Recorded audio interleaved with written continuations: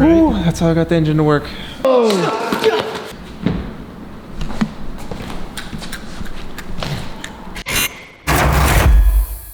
These primitive elements go into creating a working primitive engine that allows me to power my zombie escape vehicle. This might be one of the most intimidating VFX shots I've ever worked on. It took me about 25 hours to complete. How do we build a primitive combustion engine? Start with a log. You chop both sides of the log off. You take 4 cylinders of bamboo and jam them into the log like a V-twin engine. Smack on the crankshaft. Basically the thing that turns all of the, the things that allows all of the to pump properly. Guys, I did like 20 minutes of engine research to figure this out.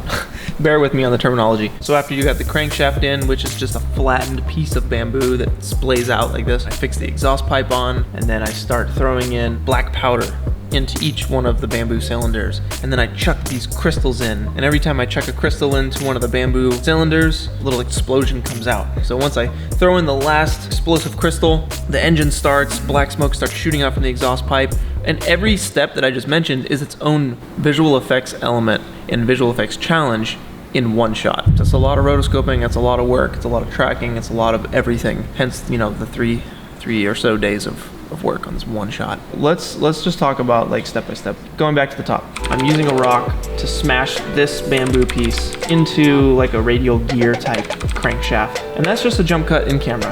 So I need to smooth that out. Extended the heads of it back just a little bit. So it gave me like 3 extra frames to work with, and I rotoed my hand for that chunk. That just helps smooth out that jump cut, and we're out. Hammering in bamboo cylinders into this log here. The 2 holes on the top, let's cover those bad boys up. That exhaust is covered up with a clean plate of another log we shot just sitting there with the light and the leaves bouncing around, the shadows going all crazy. And then I hit it with the hammer and it goes straight in. And at this point, so here's the thing, here's what's tough is, I have to get out of this clean plate world, because if I don't, I'm screwed. So what I need to do is figure out a way to transition from the clean plate to the real footage. And there's quite a difference between the two. So this is my real shadow on the real log I'm interacting with. How am I gonna blend that? And Ren came up with a great idea. So anytime my shadow crosses over the log, it's painting on the real footage. If you look at the shadow here, it's cutting from the clean plate to the original shadow, allowing me to get out of this clean plate. I test it and I flick the crankshaft, it starts spinning. I need these bamboo valves to move up and down when the crankshaft spins. I copy the original bamboo, I move it up, revealing new bamboo that isn't there.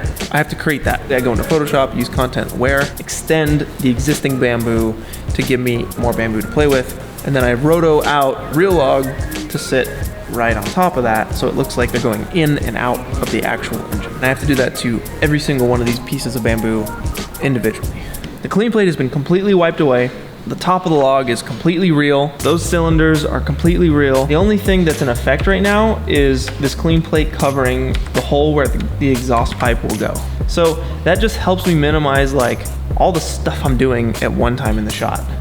I'm just focusing on one thing now, and that is covering up this exhaust pipe hole. Basically what's gonna happen now is I come around to the other side of the engine and I put this exhaust pipe magically into the log. Rotoscoping this exhaust pipe, revealing the original hole as I place it in. What happens after that? Well, I have to blend this janky cut. See this janky cut right here, boys? I gotta fix that. What I do is just isolate different parts of the image, extend them, and slowly fade them in to the B point, the B cut, right? There's a number of layers going into this. You just have duplicated versions of the take seconds before it cuts over top and slowly blended them in over time. And then when it cuts, it's already there. It's already what I faded into. Yeah, just to hide one cut. Guys, we've done it. We're almost there. We've made it past the jump cut. Past the jump cut! We're past the jump cut! Like we have plates of firecrackers going off in these little bamboo cylinders, comping those over top. Pretty easy stuff. Physical appearance of the bamboo pipes have changed because of the black powder or the smoke. I have to roto out the top hole, but it's doable. Oh, but what's this over here? Is this Jake's hand? You gotta fade into that clean plate, you know what I'm saying? Jake is out. I have to get this thing cranking again. So once Jake pulls the exhaust pipe in the take, that's basically the cue for the whole engine is working now. So I have to go back and once again, cut out each one of these pipes, move them up and down, create new pipe, offset the movement so they're all pumping at different times. And then I sit back and hit render for about an hour and a half.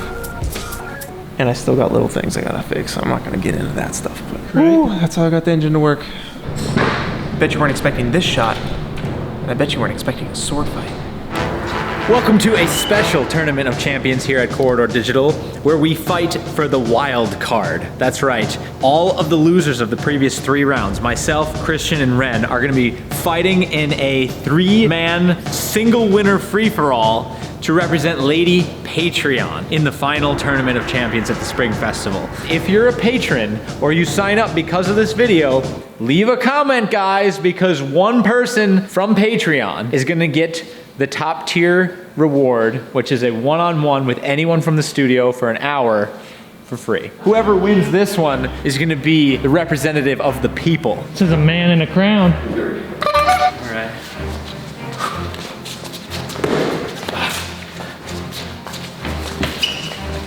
Rotating around a little bit. Stand the bounce. Whoa! I got his legs, he got my gut. Yo, Patreon is the best way to support what we do here at Corridor. So if you guys are interested in just showing a little love, head on over to patreon.com/corridordigital. Every dollar helps, guys. We can buy more swords. Good clean fight. Yes, massa. Oh, sneaky. Look.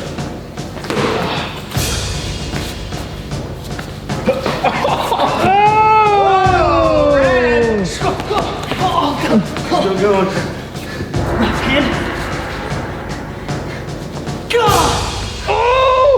That's legit. That's legit!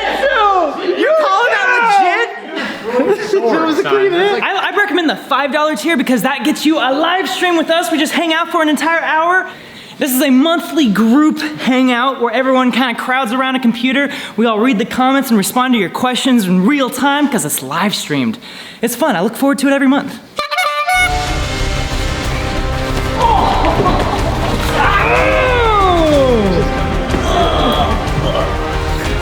Did you know you can hear your name or even see your name on the Corridor Crew channel if you subscribe to one of the tiers where you get a shout out? So go to the Patreon page. Patreon.com/corridordigital. All right, guys. Oh, my thigh. Everyone's got a point. This is what it comes down to. Whoever gets this point wins it all.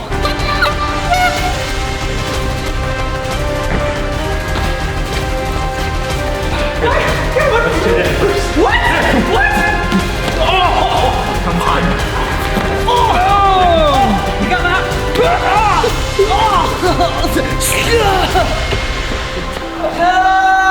I wanted to win the Patreon one. Wait, I have the opportunity now to not only represent Lady Patreon, but to win back my battle axe.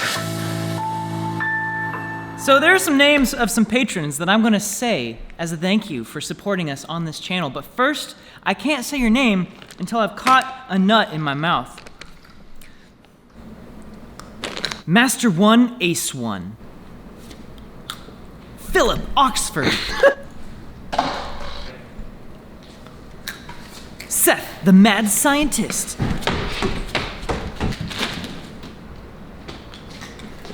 Astro GG. Raymond Abad. Caleb Gallant. Renio Guerrero Jr. Alan Almanza. Hendrik Leis. Eddie Adolf.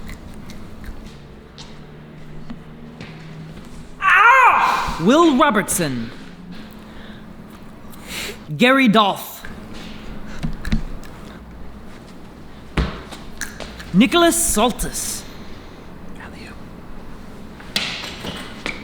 Not a Canadian spy.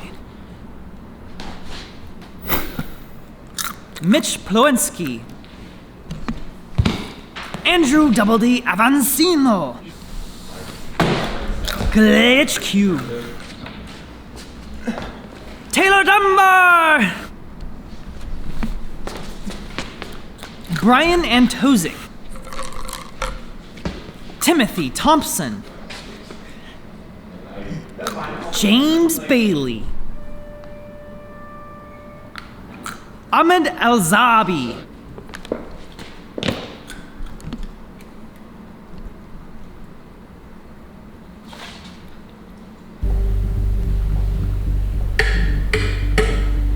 The idea is showing you actually scavenging something.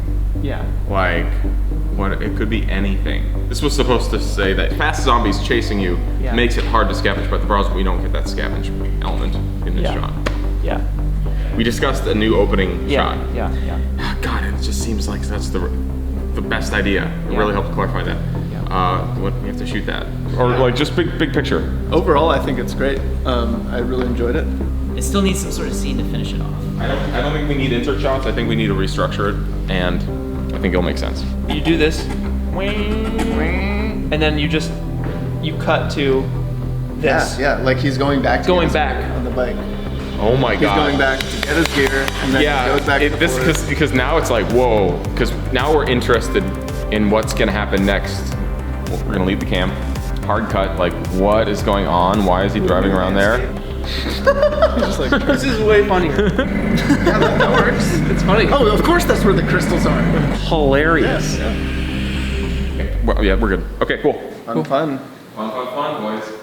Yeah, it's pretty sick. All right. Steve, Yeah. did you just say you built this wall? I did. I remember back in 1981 being on a very tall ladder, carrying up the pieces of sheetrock, putting it up there and holding it into the studs. And yeah, I built this whole wall. I built this wall. Everything. I built all these walls. So when you got this whole building, was it just one giant empty One room? giant It was space. the paint Imagine factory, right? the space next door, but connected to this, and this was open. This was a mezzanine. This under the mezzanine. This is over the mezzanine, where Nico's space is. It was all open. You could walk from here all the way over on that mezzanine, all the way down to the end of Brandon's space, and there were these giant machines, 6 foot in diameter, 8 feet high, about 8 feet high, giant stainless steel revolving drums with a catwalk around each one, and they were mixing. You know what they were mixing? Was it paint? Pigment. No. What did you just Yes, say? they were mixing pig meat. Pigment. Pigment. Powder, right? Paint powder, because people didn't used to buy pre-mixed gallons of paint. When you bought paint back in the day, in the 20s, 30s, and 40s, you bought a box of pigment and a can of base, and you went home and you mixed it yourself with a... Whoa. Yeah, I mean, it's not until the late 50s, early 60s that you could go to a hardware store and go, hey, give me a can of lime green paint, and it would be already mixed or ready to go. No, you bought your own box of pigment. This was the company that made the powdered pigment, and you would open it up and put the pigment in your 1 gallon of paint, and then mix it up with a stirring rod. So when we bought this place, when we came here to look at it, to buy it, there were 10 of these giant stainless steel machines going vroom, vroom, vroom, spinning around like a centrifuge, and inside was like a blade that looked like a waffle iron mixing the powder. So when you ended up buying the place, did you inherit those drums as well, or? So they took that out and they left it pretty much the way it was. So we just had to build all of these walls and divide it up. Okay, see you.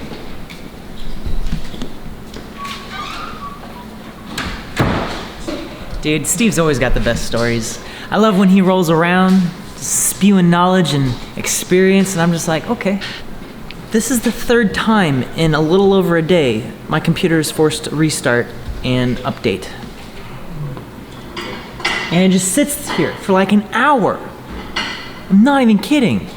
I'm trying to make a Star Wars video.